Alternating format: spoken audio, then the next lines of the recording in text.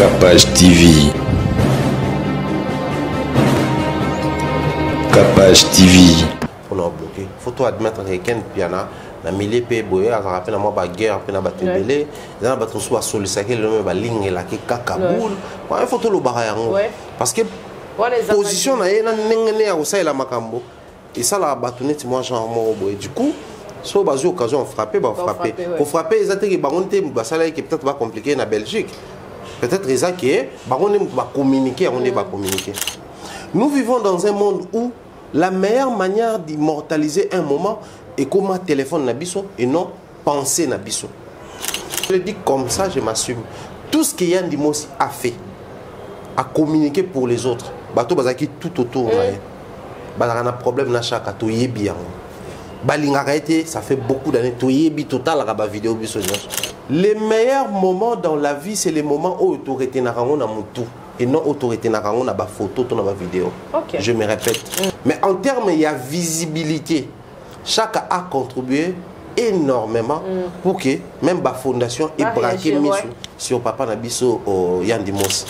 Aussitôt où tu n'as beaucoup de makasi, au Kinshasa, la meilleure vidéo à faire est Nakezala. On va nous remercier d'une manière globale. Le bateau tout va contribuer directement, indirectement à la guérison. Les artistes, tout bazaki on attend rien ça belaki. Ça va influer musu bakuta na ba mamoli facilement, musu bakuta na ba maman Denise facilement. Ba musu so bazan ba problème personnel qui ne demande même pas de l'argent, ya batouana et bimaka. Ngana lo barango aussi les jours où les artistes vont commencer à se comporter en synergie. Ba fani be problème les attaques. Nous tous, nous allons mettre nos contacts sur pied, bateau basangana, bapé cette solution. Solution n'est pas nous allons la solution directe et rapide. Mais ça la ngoti. Gestion un passeport diplomatique pas badadjou na ba Gims, na gestion n'a pas Kofi Olomide, c'est deux mondes différents.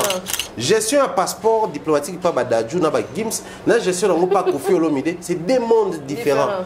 Sly with Rose vous offre ses meilleurs produits, les robes de soirée.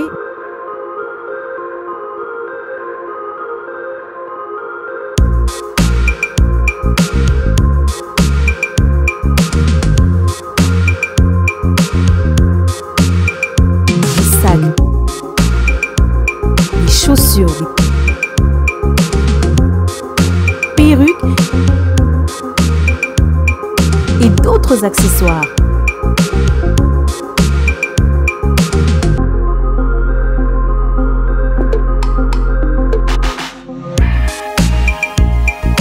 Nous sommes disponibles partout dans le monde, 24 heures sur 24 et 7 jours sur 7. Pour plus d'infos, contactez-nous sur +614 70 68 51 65 ou sur nos pages Facebook et Instagram. Sly with Rose.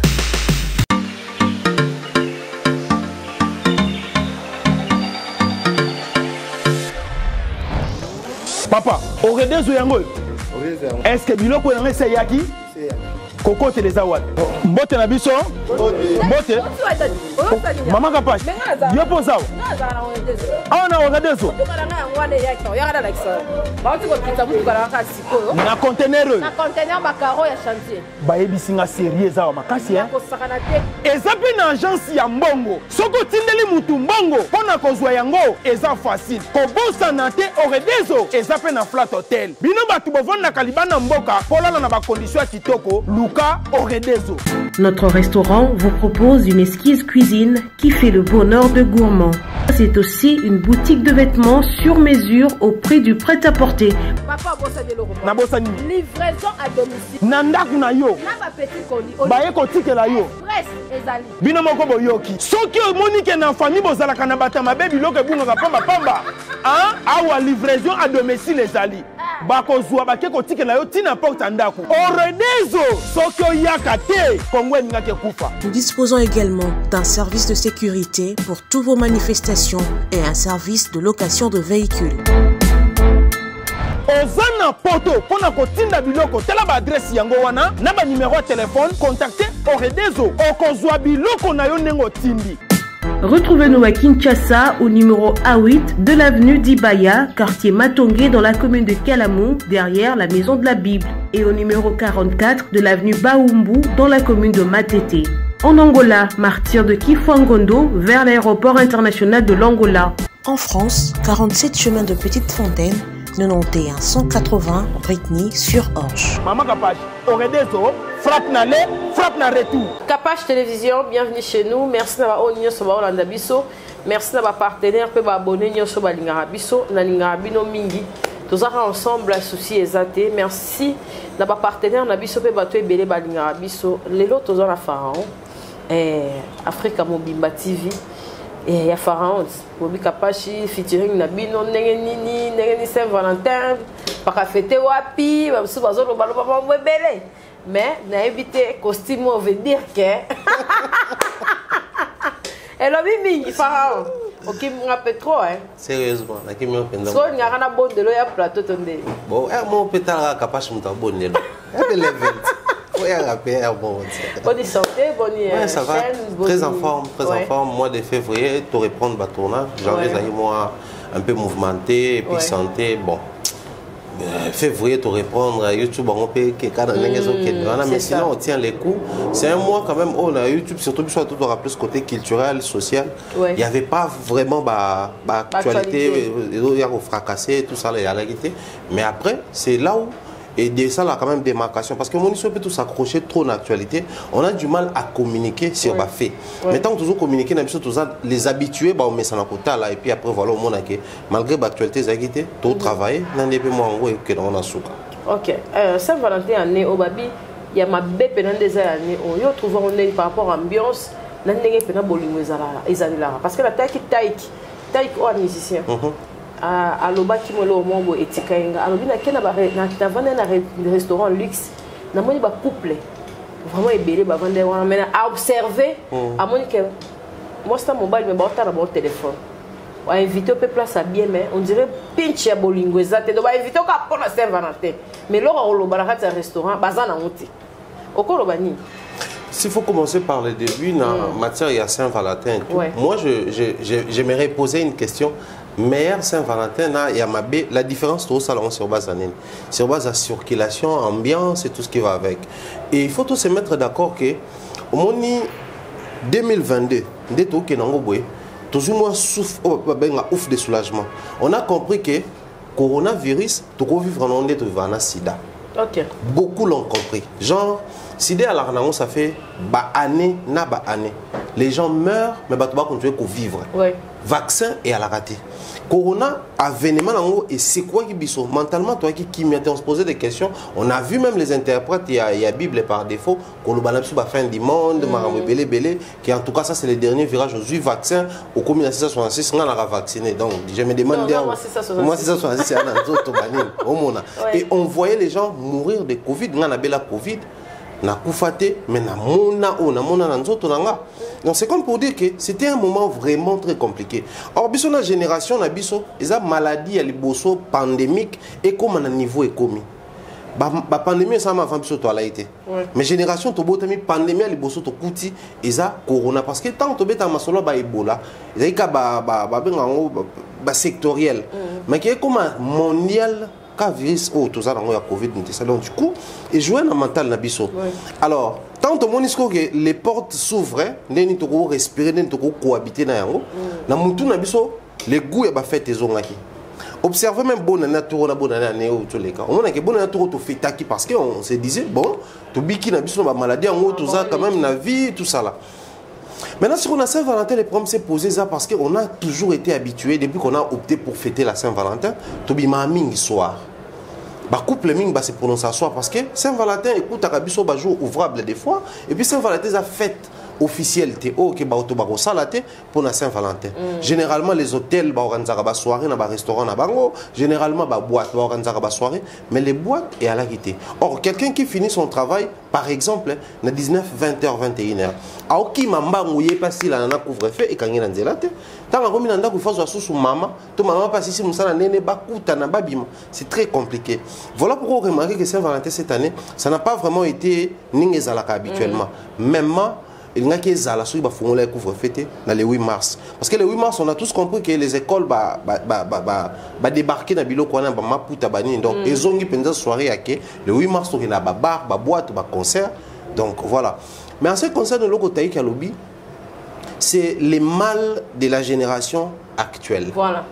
Nous vivons dans une génération où les réseaux sociaux et réunir Bisokoleka, la vie physique. Nous vivons dans un monde où la meilleure manière d'immortaliser un moment est comme un téléphone Nabiso et non penser Nabiso. C'est vrai, la photo a existé depuis belle lurette, entre autres, depuis Tobotami Tokuta photo. C'est depuis 1930 que la photo est pour ça la rage. Mais là, tout ça, on a 2000. Donc, imaginez que plus de 1000 ans photos d'actualité. Mais si on a eu virage moko tout ça, surtout en termes de réseau. On est venu pour manger, passer un moment ensemble. C'est-à-dire, soit na bolingo, soit en famille. Mais la première des choses, quand on sert la nourriture au monde, on a un téléphone, on a une photo, on a une photo en famille. Et tant que aussi les sawana. Au lieu de créer une transition pour coopérer, solo, développer, profiter d'un moment. Les meilleurs moments à profiter d'un moment où nous sommes ensemble, comment sont kabwani. Voilà. Observez ce que tous à la moment moi pique-nique, tu as kabwani kaka, tu as photo. Tu n'as pas vidéo, tu n'as pas photo, c'est-à-dire, tu t'étonnes même que moment on est parce que tu n'as pas eu le temps, il y a qu'au vivre et en boye. Ce qui fait trop mal maintenant, en termes même de bolingo. C'est vrai, on a tous droit à la communication, parce que par raison, on peut tout diaboliser en côté, tout stigmatiser, péter, mais il faut tout une vérité. Même bateau, tu vas estimer que moi, charisme, il faut y avoir la charisme et la société. C'est là. Et ça, dans place, nous sommes un grand hôtel, nous sommes un Pullman hôtel, soit comme on a servir, après, bon, voilà, ils ont quand même place pour IP. Mais dans le mental, le bateau qui ne fréquenté commission n'a commis, n'a immortalisé. Tu verras une personne qui peut-être a estime envers lui, mais n'est pas mis sur le téléphone. Donc, c'est-à-dire, mélanger à un niveau où le téléphone est démystifié à un certain moment, mais il peut moi qui toque au vie. Les meilleurs moments dans la vie, c'est les moments où tu aurais été dans tout. Et non autorité na photo dans la vidéo. Okay. Je me répète. Les meilleurs souvenirs, les souvenirs autour na mutu et non autour na téléphone. Tu sais, moi, le tout premier voyage dans ça na vie nanga, parce que dans un aérophobe, bon, voyage par avion. Ouais. C'était, j'étais pas trop mon colo, tout ça là. Dans une photo na ngote, dans une vidéo na ngote, mais c'est les meilleurs souvenirs que je n'oublie jamais, que je n'oublierai d'ailleurs jamais. Dans la première expérience, l'image que j'avais dans ma tête sur les avions, on a côté la réalité na kuta na kati, c'est-à-dire cette expérience-là, na filmant parce que na l'obang. Mais na gardant à jamais na mutu nanga. Tu sais, il y a des moments comme ça, tu n'as aucune photo na mais si on dit qu'on réfléchir sur papa nabiso, maman nabiso, yaya nabiso, surtout bato batika biso. Au moment où que tu n'as même pas besoin autant la photo naïe. Voilà. Nous avons maintenant démystifié, nous avons en fait perdu cette culture-là. Couple baye dans un restaurant, mais on a plus de temps dans le téléphone qu'il y a pour converser. Mais les mêmes couples sont basés en musika, tu me manques dans le téléphone. Les seuls moments où le bateau va passer ensemble sans téléphone et un moment d'intimité. Ouais. Ce qui est aussitôt ici, c'est entre Pongi et téléphone. Voilà. Oui, c'est très bizarre cette génération. Oh, que faire? C'est le mal où ils ont lié la génération actuelle. Seulement le vrai problème, ils ont résidé dans la bisoté. Nous sommes nés, le téléphone tout coûte non nanzela. C'est dans A10 18 SCA qui Sony Ericsson a biso tout ça qui déjà tu es bien mon kili, tu es bien makam. Et il y a qui parents musu ba sombela qui ont déjà bana musu ton salaire parents pour après aux téléphone non la correspondante. À l'époque c'était vraiment téléphone. Mais tu avances dans le tu commission on est tu commission. La question où tu as robota banana bisolelo. Tant on bazoe ba okuta biso na position wana. On n'a plus le temps ya kolobana. Or on reprochait à nos parents africains pas plus tard qu'hier hein, que bisoti to koli ba parents so bazuta on yebse yo solana bisoti. Ba maman na biso ba solana bisoti ba kanamo ba soni. Parce que biso bato to zui conscience qu'il faut solana bana. To se détacher entre biso mutu na mutu to comme na via téléphone. Voilà. Surtout banana ba obotama. To solana ba on a téléphone. Déjà la communion dans nos familles n'existe plus. Aux acquis coutumes hier n'existe plus. Batoubalia sont ensemble dans la famille. Déjà, on est ensemble à quel moment? Parce que nous sommes éparpillés. Les peu de moments où Alexandra Kozaka, vous voyez le télévision, TV comme radio. TV comme radio. Moi, je venais de faire une expérience. TV comme radio, radio. Au moins, on t'a TV, on t'a filmé sur le téléphone. En fait, on t'a abusé, c'est quoi? On tape YouTube. Moi, je venais de faire une expérience hier. On a aussi encore heureux mariage. Cadette, c'est ça qui mariage civil hier. Ok, félicitations. Naomi et Sam Mandala. Toutes mes félicitations. C'est une fierté pour moi parce que pour moi, c'est ma fille. Avant Nainanda Kunanga, vivre Epa Nanga. Donc, Tarabali, pour moi, c'est un honneur. Taranga Munazaki, le parent na commune. Donc, pour moi, vraiment, c'est un honneur. Le cas est dans la prophétie. Au moins, c'est quoi? Tant que tu mènes à vie à la famille, le peu de temps ils ont qui que bouffent nanda comme souffle sur la télé que plus na ba téléphone que na vie physique. Parce que bana o miki on a je disais ton bakola na image nini. Il faut toujours se dire que ceux qui ba parents bazaki na du mal à manipuler téléphone tout temps to botama qui déjà to kola qui to manipuler au mieux. Bana ce temps bakoya toute la vie est comme il y a la Bible dans les téléphones, il y a les Corans dans les téléphones, il y a les dictionnaires dans les téléphones, il y a tout dans nos téléphones. Aujourd'hui, pour faire les achats en ligne, pour nous recommander biloko pour des restaurants en ligne, même si on soit là, on a capé là, on a un numéro na bango. Au bel ça 2 kilos to ya déjà. Si vous n'avez pas bel déjà. Ba musuku ba so apé wewa. Ya o jeune na biso bo ya na 2 kilos aye nango. Donc, tout na moment intimité de tout ça la téléphone. Donc c'est vraiment un danger et on ne saura plus, on ne sait plus profiter dans le moment où Saint-Valentin, où il y a occasion, il y a vendre l'amour, il y a honorer l'amour. Mais beaucoup comme dans un restaurant, le réflexe à moi, si tu as les gens, comme la masse, toi déjà naïe, tout ça là, au monde. Après, ils ont créé distance, moroboye, toujours remarqué à monter. Donc on est très à l'aise ceux qui ont musique, qui ceux qui ont pembeni. Tu me manques, je t'aime bien, journée les kinés. Tu verras 2 personnes qui habitent sous un même toit, bah tout n'en attendait une journée les canets. Mais 2 personnes ont basé en musique. Et on y a une journée les canaux latines n'engagent ni. On a pas monnaie et libération en bas photo parce que mon temps qui pète mon toit latine nous êtes ni nalal. Bah papa bah maman bah t'as besoin bah papa me soit là moi ça même pas sur la tête nous êtes à. Et belé. Mais sous basé en musique, tine langano natala au latia neni. Les mal de notre génération. Je pense qu'on n'y peut rien en vrai, mais tu penses sur la bisoté. Tu penses na bana autoboti au bazar déjà ma casse na âge à 4 ans 5 ans, bah on manipule le téléphone pour les cabisso. Tant qu'on va coco là, bah on vivre dans la condition. Toujours il a quand même les bonnes habitudes, il y a qu'on vendre de ça dans famille, il y a qu'on soit la moins vite fait et ça très important. On a noté au bêta 1 heure du temps, 1h45 minutes. Télévision ils en ont voir plus. Mais n'a remarqué. Il faut les gars décoder des à voir plus. Na côté na téléphone.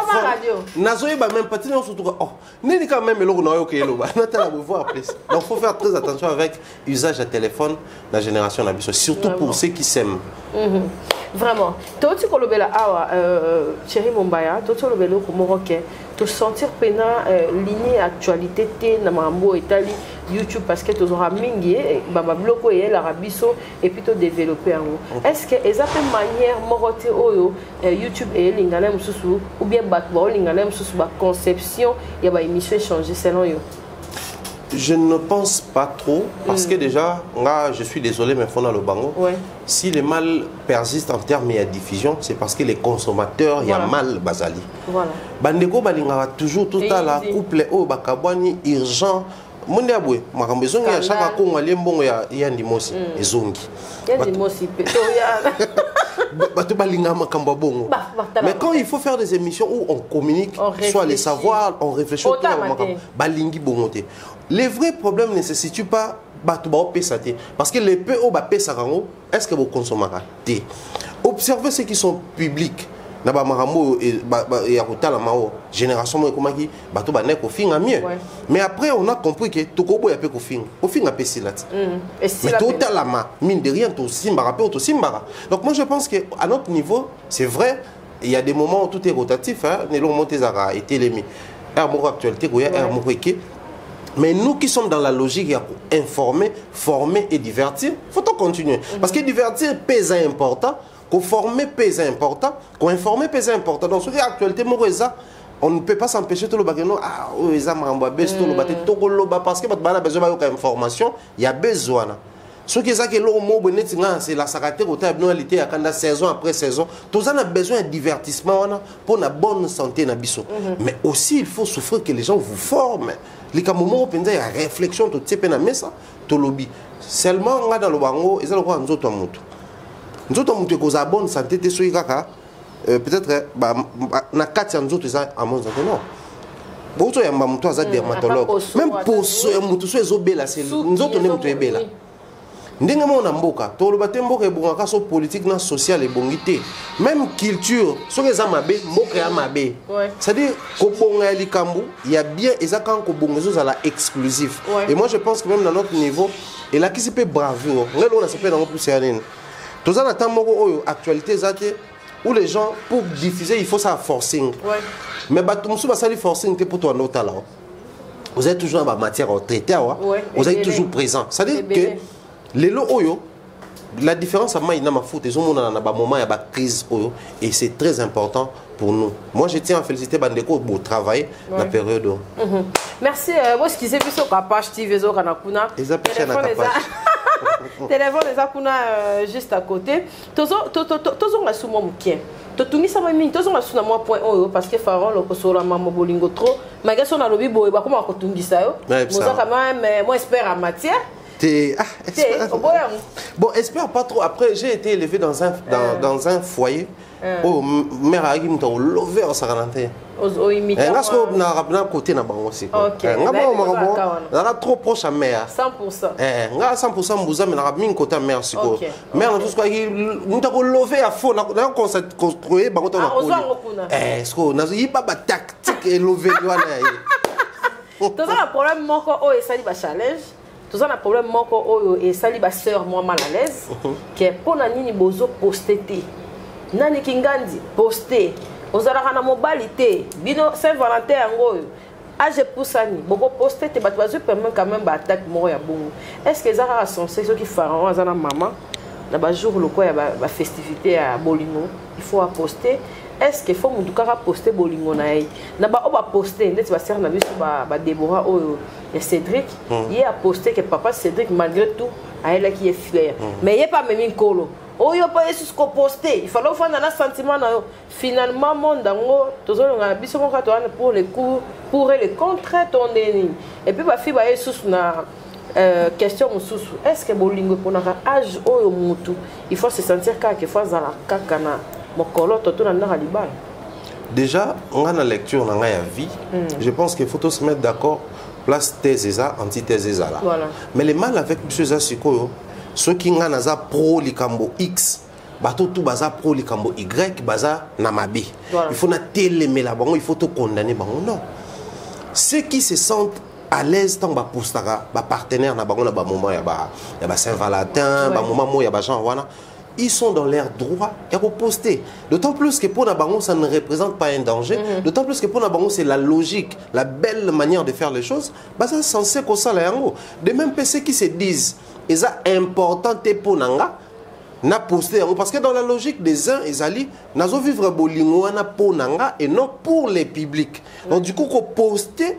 Déjà, quand tout ça, là, poste, statut, réseau, et ça sera pour les publics et non pour nous-mêmes.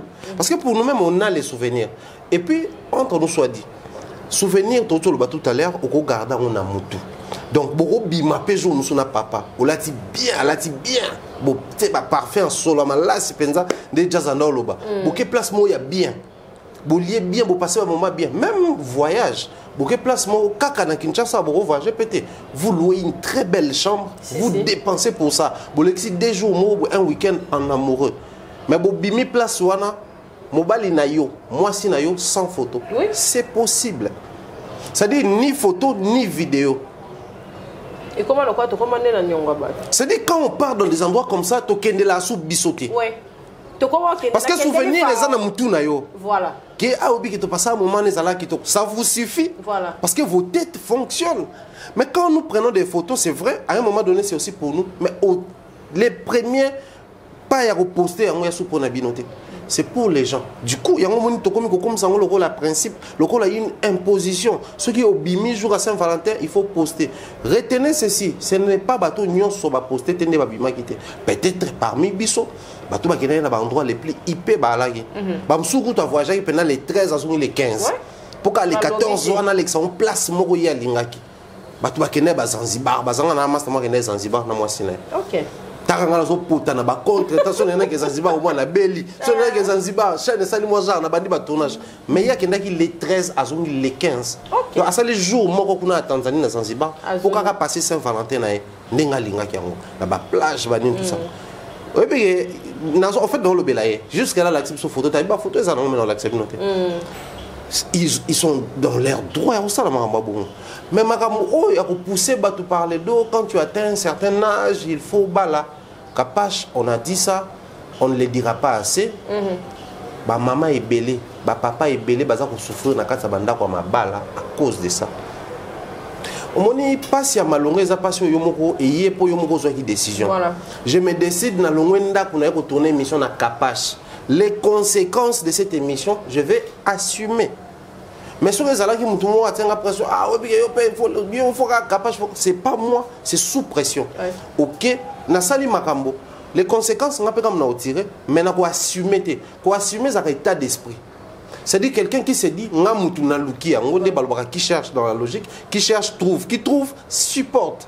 Yango ils arrêtent d'espoir pour assumer. Ce que ba makambo les alaki moi na biso yo so koli parce qu'il y a des familles comme ça. Bah en fait ça peut moi na moi si au moni aux ans ba trentaine évolue aux autres qui des quarantaine, il faut bala, il faut. Il faut bala. Alors que na principe on a habité ba na que ba parents belé ba té mélange tout ba Christ ba linga penza ce côté mélange boy na makamba boy. Alors qu'en principe ko bala ils a une date d'expiration té. Plutôt qu'au bout de la date d'expiration. Moi, mon humble avis, je pense que les familles devraient normalement dire qu'il faut au beau temps. Okay. Parce que soit comme un âge mort, c'est un miracle. Mais il y a la même fille à 50 ans, à cause c'est un miracle à Bali. Mais soit les ménopause, comment c'est un miracle. C'est-à-dire des fois, on fait faire les choses dans le bateau, en principe, ça ça la montée. Et puis après, c'est communautaire. Ce qui est que la communauté, la culture bantou, to mesana ko vivre en foyer ou en famille. Donc moi si na mobali ba balani ba boti ban. C'est bien. Mais revenons sur les bases. Pour bato ba balana on ba ba conditions nini. Quelles sont les conditions ya ba mabala lelo? Quelle est cette famille au bazal lelo encore na culture au lobakeno tala mobali na yo facture yango apesa biloko kende nanda kono. Quelle est cette famille qui encourage leurs filles basala bon? Est-ce que nous avons encore des familles comme ça? Et comme il a raté, bon, ça l'attaque coutumier, mais coutumier, famille contribue non. Alors qu'à l'époque, coutumier, c'était la famille, ça va percevoir mon alibala. Balongo li part, yamba famille. Mais le comment moi, c'est l'emballage, baso va organiser coutumier, civil, religieux. Du coup, c'est très compliqué cette situation. Moi, je pense que Bandeko baso tin la bateau, il faut bala. Bah conséquence, on va voir la bala, bino boye bien. Et ça, t'es cacapo na bas, même pour les hommes. Même pour les hommes. Surtout si les malheurs, c'est quoi dans cette histoire? Ceux qui ont la possibilité, il y a somba, moi et l'eau. Ils ont la possibilité de s'offrir mon voyage. Ils ont la chemise. Mais aussi, c'est plus loin. Et l'eau, même, au niveau famille, ils ont comme Mabé. Joanna Bomon a tenu à te pédé. Voilà. Il y a un moni bango va venir à bango yangwana. Pas pédé moi va bouzo ba yamba linga balate. C'est-à-dire à cause il y a que forcer mon logo il y a ça peut-être disponible au salaté et comme le niveau on a mais après tout qu'il n'est pas capable même s'il faut tout compter dans la religion. Paul l'apôtre dans la Bible a baladé tout le monde t'a forcé à balader. Paul l'apôtre dans la Bible a baladé. D'ailleurs, je parie dans la logique canonique, il y a besoin de partir à l'apôtre Paul. Donc, il y a baladé avec le ministère à temps plein. Par contre, il y a un ministère à temps plein à balader. Il y a super qui a une mission à balader. Et puis, nulle part dans aucune culture, aucun livre sacré va imposer mon tukubala, mais va suggérer. Même dans la Bible, on dit il n'est pas bon que l'homme soit seul. Bah ça la lecture à situation que nous avons mal à monter aux alayomoko. Mais cause ayomoko ya mabeti. Il n'est pas bon l'homme soit seul, mais bah l'objet que sur l'homme azayemoko ça devient un péché. Donc à un moment donné tout petit kakota batuba pression parce que kakapo surtout biso boye bato mosusu omona ser na bino mo bo comprendre te c'est ça akoma kanda mawa amo stressé pour na batu po bino nde mutu bozo tena itawana bino nde boza cause à malheur na et dans la famille on doit apprendre même à nos enfants voilà biso bato tozui ngolu à comprendre nous avons des enfants filles toi apprendre bango que non les meilleurs endroits du monde où lemba kovanda te c'est ma maison c'est ça tu dois te dire toujours que non peu importe place na okende mais j'ai un endroit sûr où date d'expiration à la raté chez biso te mais ah so okirozonga te balanga jona toujours eza ko tamba même ce comment toujours ba ketiko ba komboli monde to komboli to lingo zonga te le souhait d'un parent conscient c'est voir son enfant émerger dans chaque secteur même dans les mariages azala kimia avant da bien mais à cause à kotia bana na mutu ke nenga na kenda nenga famille na ngeloba voilà parce que mususu ezaki kalezaki mobala zo ka famille en charge obo ozonga po soki na zongi libote ko souffrir maintenant mitu eza suku bongote basi da batimba ba ebi da ba ba mamutu ba noko musukutu ayebi ke moi sina sala ate mais moi sina na téléphone te kaka biloko en ligne simba pe ba lara musuko le kanoko makambo comme il est compliqué c'est dire essayer nga sous bureau te mais okomona moi si wana aza ko milobela le kumu ya famille nanga so na bimia wa papa na biso na tante na biso bayoka na bien te ba tante na biso ba vandela nga réunion ba osek et ba na d'abord dans la famille c'est ça nga ina petite sœur nanga nga na grande sœur nanga total na moi genre ba lobaka trop pona mobali nanga ba sepela te so na gibi ba loba pendant que yo za ko peiner na katanda ko libala donc à un moment donné c'est aux parents ya ko inculquer le quoi na bana dès le bas âge que non tu dois toujours te dire que tu es un papa tu es une maman et chez toi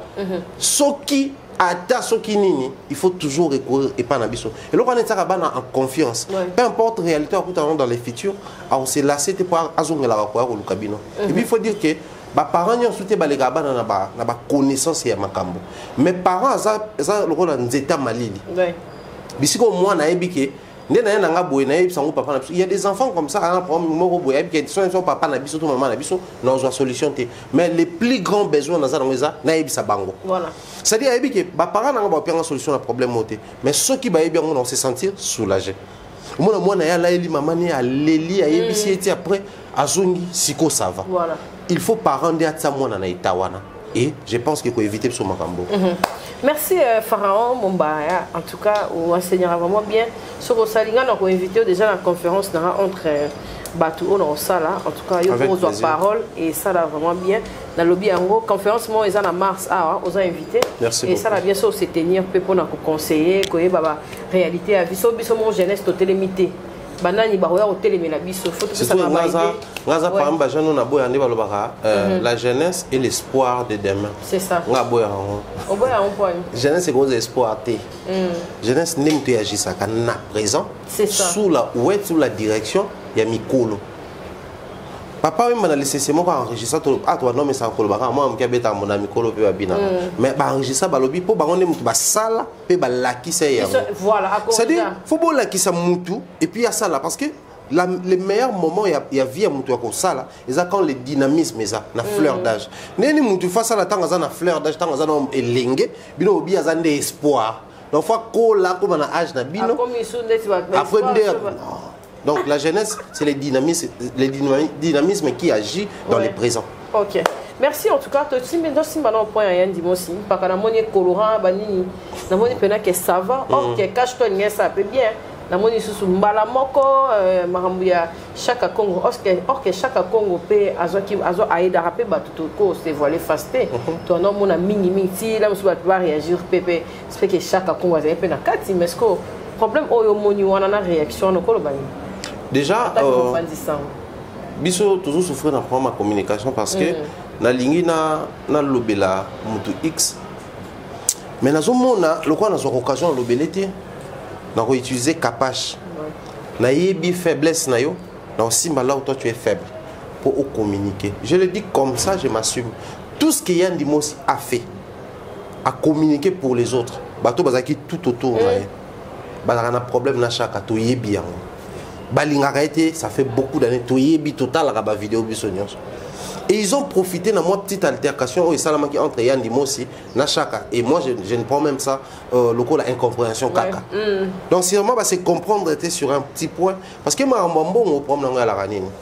Si 10 000 $, tu payes ça. Tout ça là et l'autre tel. Na état de besoin tu dis que état de besoin c'est 6 000 $. En principe faut dire 4 000 $, mais il y a 3 500. Dans 3 500 on a beau comprendre que il y a les frais, il y a le transport et ça ba mouvement ba déplacement et il y a un bon. Ba ben appel collation tout temps ça ba déplacement, il doit manger. Quand ça ils ont besoin d'attendre il faut que tu aies un budget. C'est le petit souci ba incompréhension mingi dans la situation na mon les ala rapper du na babilo kwana. Mais après chaque Congo aujourd'hui, il faut admettre, tout haut. C'est vrai, peut-être qu'on n'a pas paperasse. Mais en termes, il y a visibilité. Chacun a contribué énormément pour que même la fondation ait braqué sur Papa Nabiso Yann Dimossi. Réaction, au fait, et sa réaction, on s'allie table rase, au bois qui nyos, au bandeli de tout à zéro. Or, ce qui avant de tenir compte, c'est vrai. Chacun a merdé na point haut. Mais na point haut, c'était grâce à lui. Parce que même temps on a nos tambola, il y a tambola. On a vu chacun au tambola papa, Yann Dimossi et pas député de Eliezer pour revenir sur ça. Si on a tout na question mon chacun aller à bon bateau oui. Botan aussi quoi que na et pas bateau déjà bakufa pour na ko remettre ba jour na ba on a mutu na biso. Na mona tout kende na cimetière comme dernièrement un grand artiste atika biso beaucoup na mbongo ya te akomi même na poste ne awa mbongo ya te ba ya te ngape na koyiba te mais place mbongo ezalaka nde ba ya ka place na koma koyibi. Donc à un moment donné c'est méchant de notre part de prendre chacun pour une méchante personne en bloc. C'est-à-dire nyoso ya salaka azaka moyibi ici. Mais biso tout tambola puis moi une fois moi deux fois tout le monde appelle chacun à kota ka pe chacun kota ka ba bureau mususu alembakate butu ngana mona chaka bakangaye période de couvre-feu mais tout le monde chaka na papa koko dioko na sokanye na nzoto période de papa koko mutu baby tout le monde chaka ko mema ndeko na biso nani atika epe biso abeda so charge na ye azai muta muyombe gauche tout ça là tout le monde chaka ko la même peme nene itawa na batu bele ba na koko sala ngote c'est-à-dire azana mabe na ye étant humain. Et puis, son plus grand problème, c'est la gestion ASB, l'artiste en danger. Bah, travailler dans bateau, bah, professionnel dans le secteur. Du coup, ils ont mon écoti, bah, l'outil solution ici, ou étirer les bakaboli. Alors que ceux qui vont structurer, qui ont le coup l'organisation non gouvernementale, bah, comment qu'on allouer, bah, dépenses, bah, répartition. Et les vrais problèmes avec les artistes, c'est quoi? Ceux qui ont sali les Cambonaïs, c'est qui ont lié ok. Pour naïe n'obéit 5 entrées, c'est que 6e entrée, 7e entrée, et non seulement ils allaient mais les cas qui vont entrer au Nyons. Donc on a Nyons au 30 000 $. Ah, chaque année dans son monnaie. Est-ce que chaque appel qu'on a 30 000 Nyons? Je pense que oh il y a lié cause à 40 000. Parce que ve chaka quand on a makambo ça qui piéton comment pour véhiculer. Bah tout va dans la carne on a peu boy. Sûrement ils se disent que non Dieu quand ba $1 000 ba $2 000 quand ça quand son mamutuko. Tout ça c'est vrai. En forgeant on devient forgeron et dans le cas de forgeron on a trouvé comment est-ce qu'on s'est retrouvé. Mais moi je pense que aussitôt où tu n'as beaucoup de makasi au Kinshasa la meilleure vidéo à faire est là on va nous remercier d'une manière globale le bateau tout va contribuer directement indirectement la guérison nanga bateau ba sambela ki pona bateau ba koma ki ba lettre pona bateau ba tambola ki pona bateau ba pesi makoki même ba médecin ba traiter nga. Les artistes ou les personnes publiques nous avons un problème. Vous savez na quartier Koutou na quartier mère mo balinga voisin na bangote soit na kindoki soni tout ça to ebité ayo luke pe na butu Aïbi même pas soit Zanazé, même pas soit Zobé, la meilleure location. Biso bateau, toi, dans la vie publique, aussitôt problème nous a affiché. Même bateau balingako, tu vas attaquer spirituellement. Bateau balingako, tu vas prier pour nous. Donc spirituellement, il y a deux forces. Il faut tenir compte de toutes ces choses, toutes ces choses-là pour oyer bakozala conscient. Mais plus, on a commencé à ça la nine. On a commencé à impliquer Pelibota. Ce qui y a des mots qui pour les artistes et nous a des mots Sakoufi. Mais bah ne bengo papa non à Koufi. Sûrement ils allaient avoir plus mal que Bissot. À un moment donné, il faut arrêter certaines hémorragies, d'autant plus que ceux qui yindi bino boyo ka passe makasi. tant que yandi mosa ndaki kotambola na chaka bato banoka plaisir à makasi ya bana parce que sûrement il se disait Joe atambola vena moi telle solution pe mon na papa na so solution et mon nana l'espoir s'installer bazaki bato ba ko calmer papa bango papa kolekate so leki lobaka kaboy pesa ka bato merci suka wana parce que l'artiste tout bazaki wana tant yandi mosa belaki ça va influer musu bakutana na ba mamoli facilement musu bakutana na ba maman Denise facilement ba musu so bazana ba problème personnel qui ne demande même pas de l'argent ya batouana et bimaka ngana lo barango aussi les jours où les artistes vont commencer à se comporter en synergie ba fani bo problème les attaques nous tous nous allons mettre nos contacts sur pied bateau basangana ba pesa solution ne ba nous la solution directe et rapide mais ba ça la ngoté donc en vrai ceux qui papa les artistes n'allaient pas perdre. Ben on va perdre quand un collègue na bango na esili. Mais bana badati na mitumba oka passa dadi di kamala wala biso tout de même bana yandi musu benga ba oka passer donc et lo kwa saliwana c'est ça manque à humanisme. Reconnaissance cause de manque à humanisme parce qu'après on est dénoncer mon tout avec sans des preuves. Voilà. C'est vrai, ce qui doit quitté, mais à contribuer à quitter. Quand est-ce qu'on peut c'est merci?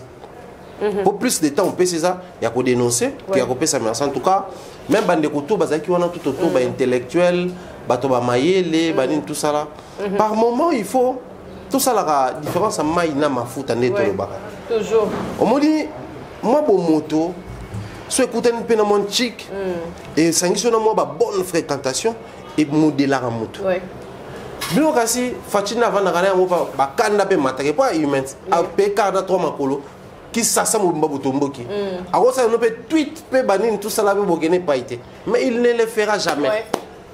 Les fréquentations, la position occupée dans le box, c'est-à-dire la noblesse est obligée certaines choses. Bandiko bazaki wana, je peux facilement me permettre de citer ici. Batulwa ba maître Faustin Soukari Lombe, avocat de son état, Moutouamaël de son état, à Tangana, Ina, Azana, Troupe, Bani, tout ça là. Est-ce la bonne manière de permettre à Moutouamo de voir ça? Non. Parce que Moïbi va dénoncer la télévision, Moïbi va poursuivre en justice. Donc, lorsque il y a un avocat, au cas où il y a la télévision, c'est pas propre. Même bateau ba otiko aider ba sepelaté pas mono biki mamo ba nous dénoncer bateau. C'est comme si même yoto anobe la makantu no pezala ki na mbongo. Ce qu'il faut faire ezali tout poursuivre la justice. C'est vrai on sait un pardon mais tout banana nous la justice. Yemoko papa ya ni mostanga bela période mon ne bandeli. Na ka mutu moko papa kwedi je crois apporter une plainte. Ouais. Pour ne la émission que non il y a des mots à l'hôpital à quelle la justice parce qu'il y a des démarches à malamu yangwana tant il y a des mots à sengi pardon à retirer plainte il fallait faire ça pour chaque au lieu à alterner des fois c'est vrai à peu 500 mais normalement ok les mois marrant.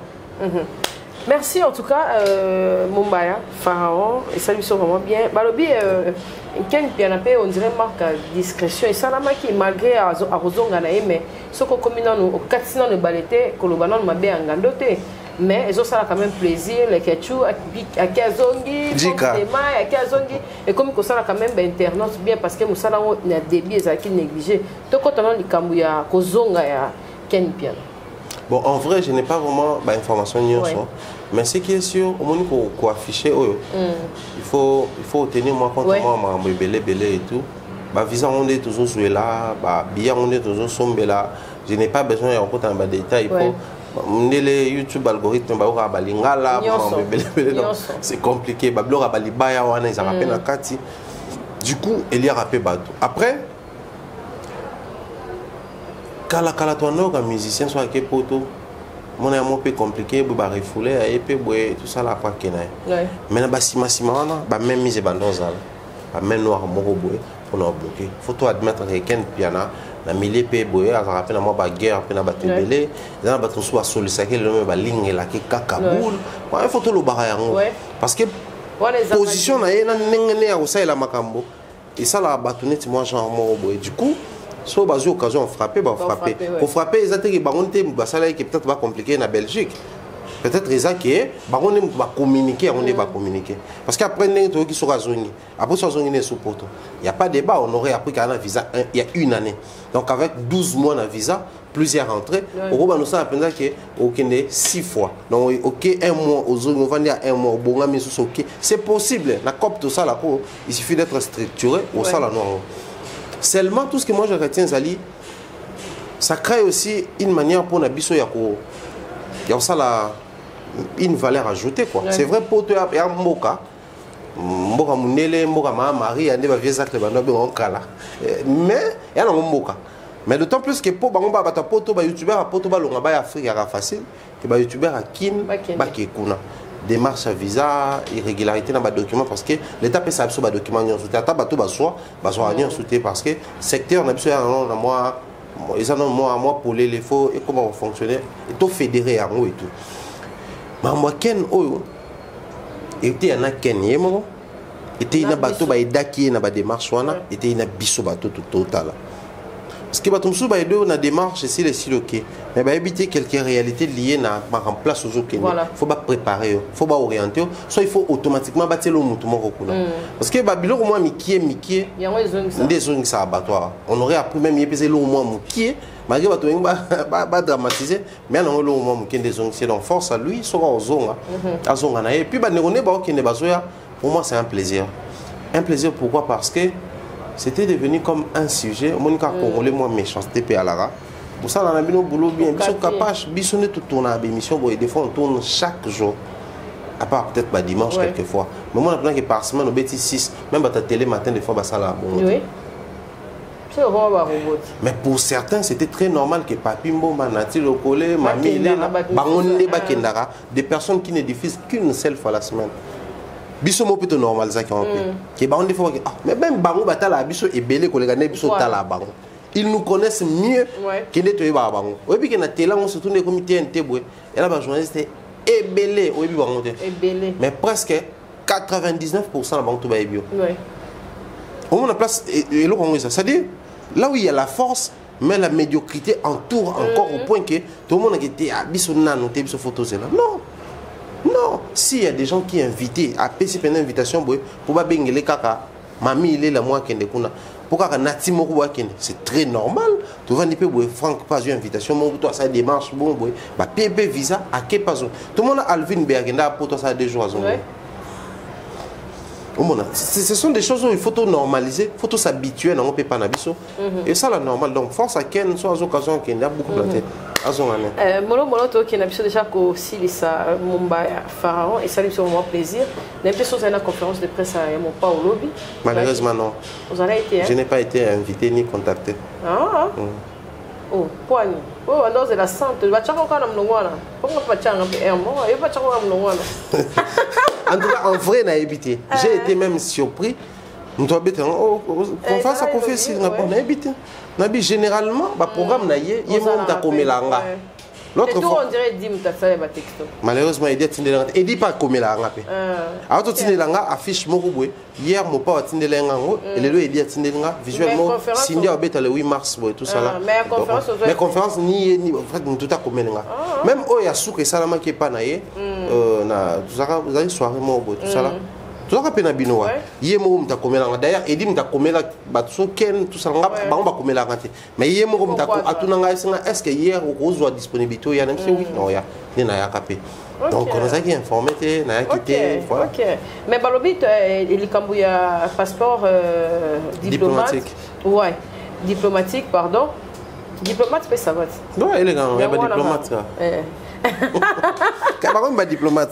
Mais ba bi ba karma pas ba côté makambango, ba tubeli ba côté mamango. Ba Jean Koubal ba tout pour la quadra pena ni wana penza. Salade.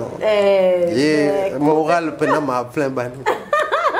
Mais côté pesanga kuna chauffeur qui mais pour na yo quand même ko mona ke ba to pas sur la quadra soit disant de tout monde aka que net ba eloba mara dans la rue mais quand même pour na les kambali passe bah tout année est-ce que pour la musique que tout année bon ils allaient sous pas du tout au moins que ça là on peut bien moi personnellement je suis pro Koffi Olomide en termes ambassadeur culturel. Oui. Je suis très d'accord de voir Koffi Olomide avec un passeport diplomatique. Donc, bateau bazo boyaye, ça n'a pas argumentaire, n'a pas bazo pesa, on a peine la zone d'Imaï, ça argumentaire nanga. C'est seulement le problème qui se pose, c'est la gestion autour de l'eau. Mon état en bas d'adjou va zui liboso, premier lot. C'était vraiment le départ avec des justificatifs, bimi, explicité sur projet Nabango, étant ambassadeur culturel. C'est-à-dire, on aurait croire que non, Joe n'est pas qu'on soumettre un projet, Konzambo Kabatal Babite Joe comme ambassadeur. En fait, c'était du tic au tac. C'est comme si Bazaradja a un projet Moroboé pour Nabango. Mais pour Kofi Olomide, vous allez remarquer que c'est plus la politique à la congolaise. En fait, la différence, c'est gestion un passeport diplomatique, pas Badadjou, n'a pas Gims, la gestion n'a pas Kofi Olomide, c'est deux mondes différents. Kofi Olomide, tu as PCL, tu as PCL. C'est-à-dire, c'est-à-dire méritocratie, quoi. C'est-à-dire, Joe a joué à Beta Bane Belen Ndoule, Joe a joué à Boyene, Mopao, tout ça là. Pour lui, c'est comme ça. Mais le vrai problème ou la préoccupation première pour M. Zanine, ça été pour Kofi Azui. Mais il faut pas aider surtout comprendre sur base de critères ni PC la batte. C'est à ce moment-là que tu vas juger Kofi to Gims. Parce que pour mes amis, si tu juges Kofi trop, peut-être par rapport à des critériums, Kofi est dans les bons. Tu féliciter Gims, donc Gims peut dans les bons. Ça doit faire parler, par exemple. Tu prends un passeport diplomatique, tu deviens l'ambassadeur de la culture, fais parler à l'interne, fais parler à l'externe. La politique de Kofi Olomide, ce n'est pas un saint. Genre que non, Jomo Boya, climat de PT. Ça, c'est pas Kofi, on connaît la personne. Donc, ne vous attendez pas à ce que Kofi aille comme au fan, ça va. Non, mais c'est pas dans sa façon de faire. On veut que l'artiste fasse parler la toile ou le grand public dans la position commise. Ah, mais ils ont la vidéo à Salawana. Quand on a mis sa passeport diplomatique, la manière dont il est en train de chanter Fatih actuellement, c'est peut-être sa part de responsabilité. Est-ce qu'on s'est déjà posé la question sur qui a un ça? Pour critérium, ni le ministère de la Culture n'a pas posté, ni Tomeki qu'on vérifier la condition. L'article nous dit seulement le président de la République ou le premier ministre en liberté européen sa passeport à qui on va juger, ça. Du coup, tu as évité si on prend un cas Kofi Olomide sur Bazanine, Gims sur Bazanine, tu as que non, ils sont censés vendre la culture congolaise. La liste est exhaustive. Tu as vu que ça la panza qui déjà moins technique côté on a genre que non, bah comme vous êtes belé, mais le vrai problème est comme Nanine. À l'instant, à l'heure où nous sommes en train de parler, il y a des artistes et musiciens au bureau na bango bazar ko benga, bango mo ba ko benga. Pour vérifier est-ce que il faut faire très attention. Les lots, ils ont la porteur, il y a titre, mais besoin d'aller avoir ces trophées au bateau comme un passeport diplomatique pour conseiller la jalelo. Pour ils ont soit battu qu'on se comporter, tout le vérité. Ils ont soit battu à un niveau où ils ont été. Oui, puis que son excellence, mais c'est l'ambassadeur de la paix. Aucun Congolais, aucun fanatique à Mituna. En vrai, Wera, qui est ambassadeur de la paix, à Wapi, à Salakanini, mandat à combien d'États, quels sont les avantages qui entourent l'élévation Moututa Tuna et dérangeant Moututa, Wera son son excellence, mais c'est l'ambassadeur.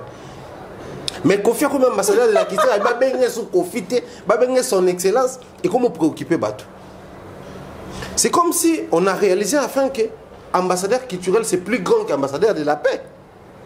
Parce qu'Héritier, il s'est fait appeler ambassadeur du tourisme. Moutoualo Barate. Il chante ça partout, il passe soit posté, mais on est ambassadeur du tourisme. Moutoualo Barate. Or, entre nous soit dit, un ambassadeur, il y a tourisme, c'est aussi un ambassadeur culturel, qu'on le veuille ou pas. Parce que le tourisme et la culture, ils sont dissociables. Ça va toujours ensemble. Bazar toujours dissocié en côté, bazar toujours ensemble. Là où on parle culture, c'est pour tourner les regards des gens vers le tourisme en Bokarana. Parce que dans la culture, ni les canana culture na biso, batu bakoya côté à la temps bakoya so ba s'intéresser nango, ba investir dans différents domaines. Mais tout ça, en fait, moi je trouve ça un peu bizarre. Toujours coincé Kofi qui est ambassadeur wana pour to yebité. Tout le kato yeba à la limite, tous les abasi sopé sabato. Toki bakombo so ya bafali kuna ngana tangi nanga toki bakombo bafali toki kombo afere toki kombo héritier toki inosbi bakombo tozoyo ka sa courlerie inosbi azana kati ya mambwana toyoki neti bakopesa les Congolais comment il s'appelle encore azarapeka ba ta diaspora ba Gims kuna na bosse ko mone megoyanga azora ba disque d'or ba bi osaka Nino babi Paris pas ozwango ba kombo togeze belé mais prenons notre mal la patience tout si ça total parce que bon on a CP la génération et bipoane hier on n'a jamais posé la question tant on rançon na bando et ma croix rouge aidez-moi est-ce que ça qui na compte qui est ambassadeur de la paix tout ça qui contrat UNICEF ba futaki tant on a qui tous à l'école toutes les filles à l'école ou ba yemba on a ba bill na ba nyos to mituna te zaki na ba prérogative na ambassadeur de la paix tout ezalaki anaki kopa mbonga zolia du coup la position to komi d'être jugé comme ambassadeur culturel. J'ai comme l'impression que nous avons maintenant la maturité. Tout y est banane, il faut pas ça la canine. Tant on va ça la montée. Parce que tant Gims n'a d'adjouba lobby que nous avons initié un projet culturel du genre festival pour que les artistes partout dans le monde bayaka awa. Le Congo c'est le seul pays où le français makasi ko le monde mobimba. C'est paradoxal, mais c'est la réalité. Du coup, ils vont découvrir le Congo de Kimbango avec richesse sur le plan culturel, sol, sous-sol. Par contre, attachement, ça c'est un projet. Mais ce qu'on a vraie question, ce projet-là sera financé par la direction culturelle, la présidence, annonceur, tourneur, de même ceux qui sont allés bon, on est autour de bon, ils vont louer montagne. Oh, bah, on paye ça $100,000 par ambassadeur culturel. 100 000 à Gims et Sali Boy. 100 000 il y a Dadjo et Sali Boy. 100 000 à Kofi et Sali Nini. Autant plus que tu as eu des détails, on a mis tout.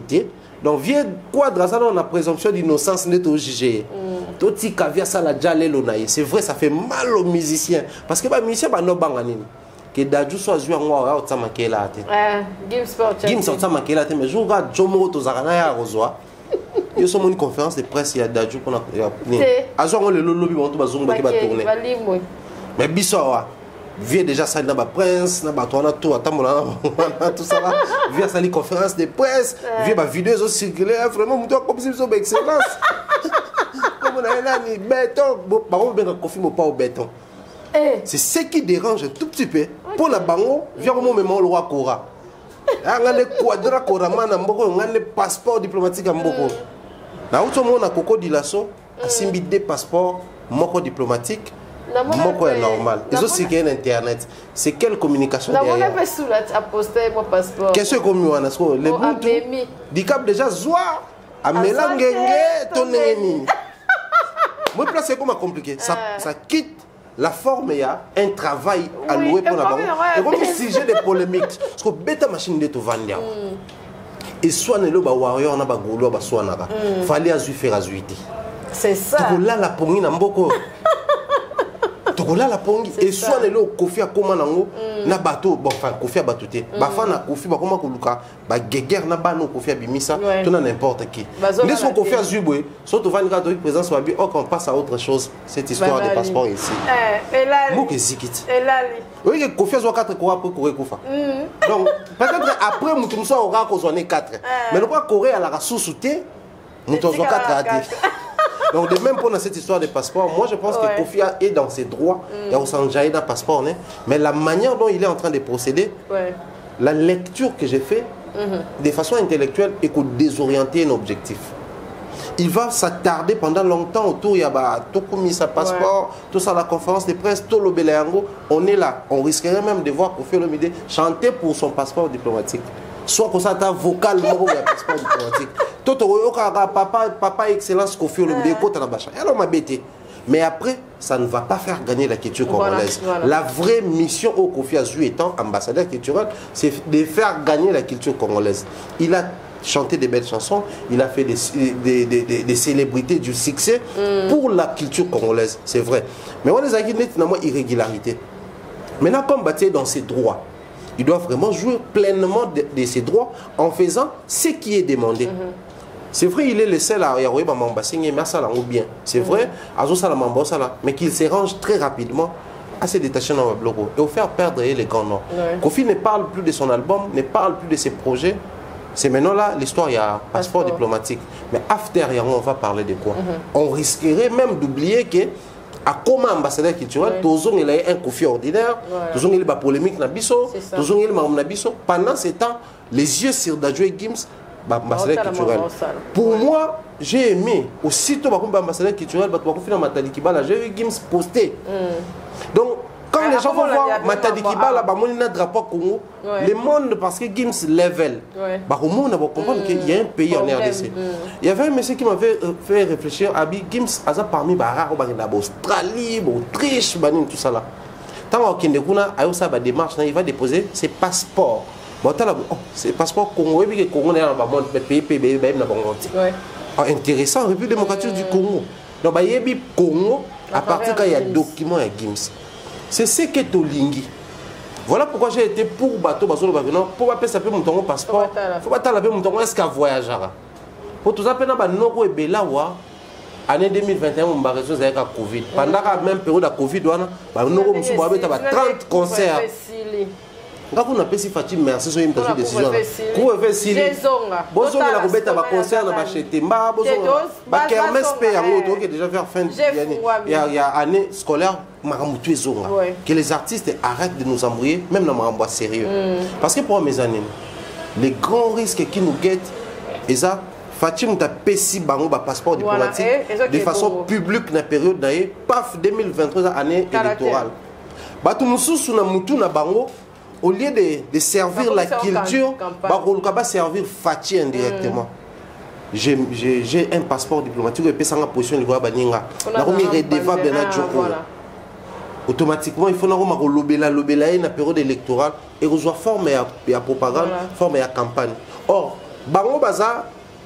il faut associer à Fati politicien, associer à Fati président.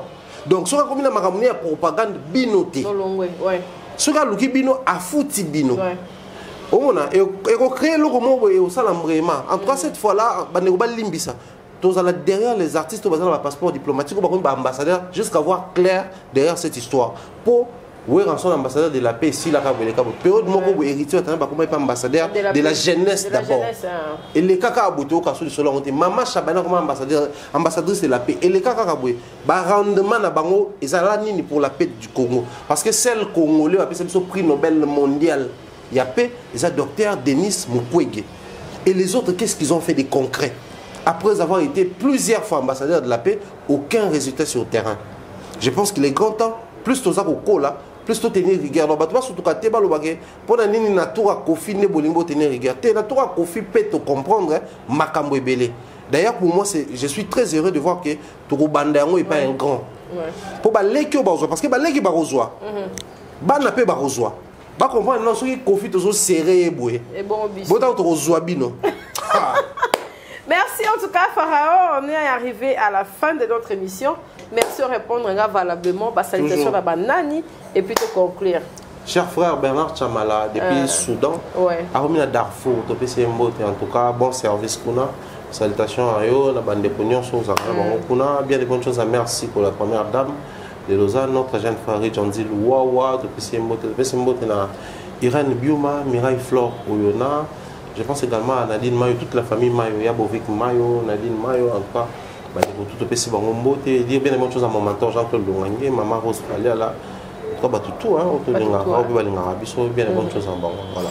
Boningara Pharaon Mombaya, Yemokoye yo, Africa Mobimba, télévision, vous s'abonner massivement. Pour moi, tout n'a pas de d'habiter, et pas vraiment sûr. Bon, qu'il y a des vimbi, ça sentir pendant qu'il y a Outiawa. N'a vu que Oya a posté du garab, oh, il s'y va, non, comme pas les tesas capables de Mombaya. Oh, Mombaya Doda et Kendepuna et ça vraiment bien, ça l'appelle les mains pour comme ça, Batakuna Batalanga, Batakoto Batalakuna et ça vraiment bien. Merci d'être passé, merci Arcel, merci. D'abord, on est sur Valandi Bisso, vous commentez si vous avez aimé, vous peignez, vous commentez par SMS et ça la Bisso vraiment bien pour encourager, Batamaye les Boende Bisso Tolingara. Plateau et Zapena qu'on a battu à Maëli. Merci, bye, à la prochaine, au revoir.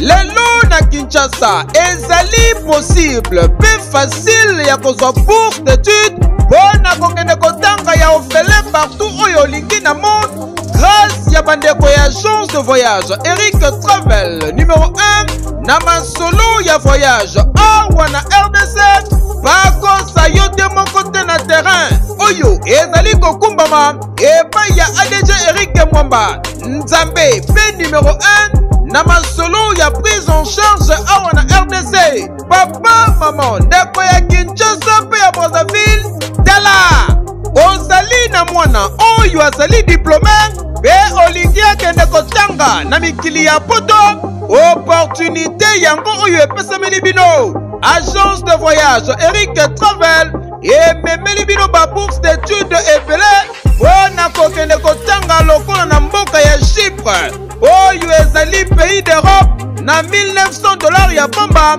oza mobimba na bourse d'études complète oyo ba démarche ezali kaka kosala 5 jours ya pamba pe bazali kobeta yango dada okei kotanga ya ofele pendant cycle mobimba na ba université ya minene ya mboka ya Chypre. Bana Kinshasa bana Brazzaville tofongoli masolo ya ba bourse d'études donc eza possible lelo ozwa bourse ya Chypre oyo eza na $1900 tosaleli yo ba dépense nyonso ba démarche nyonso tosaleli yo du début jusqu'à la fin ozwi visa avec la possibilité ya kodefa billet en crédit famille d'accueil déjà tobanda yango kala tokoti sikoyo na Chypre donc famille d'accueil eza mobimba toyambi yo à partir aéroport tologe yo makambo nyonso bino ba étudiant bino ba nyonso bosilisi bozwi diplôme d'état année oyo et à ne pas oublier bino bato boza difficulté à passeport tolobaki yango déjà depuis 2019 donc eza possible na bagence Eric Travel nyonso na basiber café Eric ozwa passeport ya nyongo ofuti $50 tosaleli yo passeport oyo etikali ozopesa yango maleme surtout bino mpe bato boreva kobeta développeri donc boya déjà kodefa passeport po profiter na ba offre oyo donc toza wana mpona koservir bino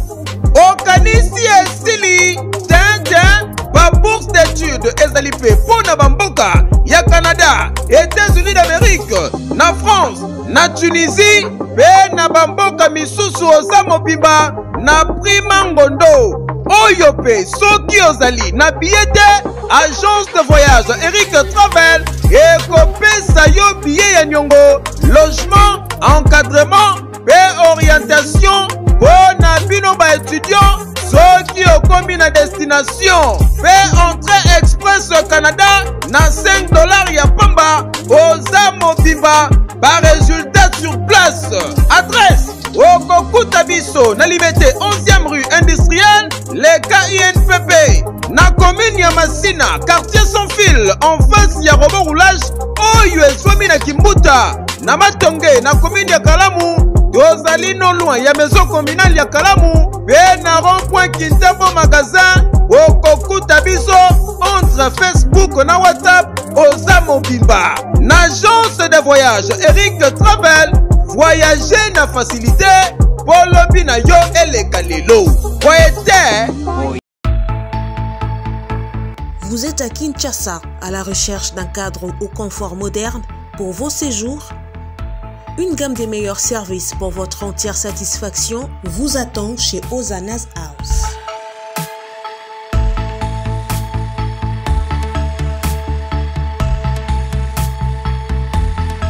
Son salon VIP vous offre un espace de travail, de détente et de restauration relaxant, climatisé.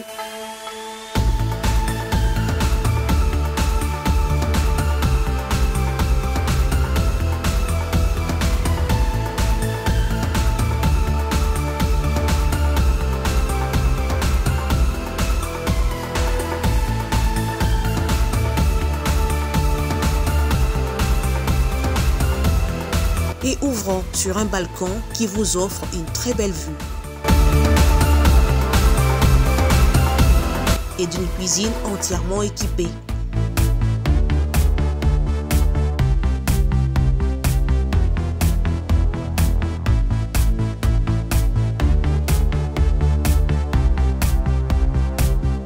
Sublimez votre séjour chez Ozanas House. Avec nos chambres confortables, lumineuses, élégantes, donnant accès à une salle de bain bien équipée, contactez-nous au +243 99 24 46 090 +243 82 25 27 71 ou encore au plus 61 420 513 456. Situé à Kinshasa au numéro 5 bar A du quartier Malandi 1 dans la commune de Matete, référence à Revodacom, un accueil exceptionnel chez Hosanna's House. Vous rêvez d'un teint uniforme et éclatant? La gamme de produits Rude Beauté vous offre un soin complet pour teint d'ébène et pour teint clair. De la lotion à la vaseline pour lèvres, sans oublier les savons et les sérums pour acné, sa gamme de produits variés élimine les taches et imperfections de votre peau tout en la gardant éclatante et uniforme. Rude Beauté a eu le sous Cynthia Kapash Autiko Sokola apakola kaba gamme de beauté ya Rude Beauté. Bato nyonso balingi tena bango ezala kaka lokola mwindu ya ngolo. Yango gamme oyo ata bébé ya opakola ngo. Olingi tena yo ekita te emata te ozaloka mwindu kitoko e o éclaircir poto na yo oye a gamme oyo. Mafuta na biso yango oyo yango nde mikolo na to pakola. Oyo eza na base ya papaye, savon na biso eza na base ya papaye, mafuta na biso pe kitoko. Ba o balingaka monoko na bango koma na kwa mwa rose bokomi kosisa pe biso da mpona kobebisa monoko te. Rude ya beauté ayebi biso oyo acné sérum oyo eza mpona bato bazala mo elongi ekota babuto ezosakano makasi ozala poto ozala na afrique buto elingi oyo elongi mafuta oyo solution Rude Beauté atieli biso yango so omonaki batashe moko esali ngai ya mwindu Rude atindeli ngai mai oyo ezali vraiment naturel ekobebisa yo te ekosala allergie te donc nyonso eza naturel omonisa Rude Beauté aosala mpenza baproduit ya kitoko oyo basalango na kati ya mafuta soso pakola mafuta oyo ozwi serum nango otie na kati eza na inconvénience moko te oyo ata bébé aopakola ngo nazo recommande bino bagamme ya Rude Beauté bozala vraiment déçu te o voyager te place à moi te place à malili en tout cas bagamme ya Rude Beauté etikao kaka date donc conseiller bino bozala kaka toujours fidèle na Rude ndeti na bomona poso na ngai ebebaka te bosepela na poso na nga likolo na tingani kaka na Rude Beauté. Rude Beauté oumela.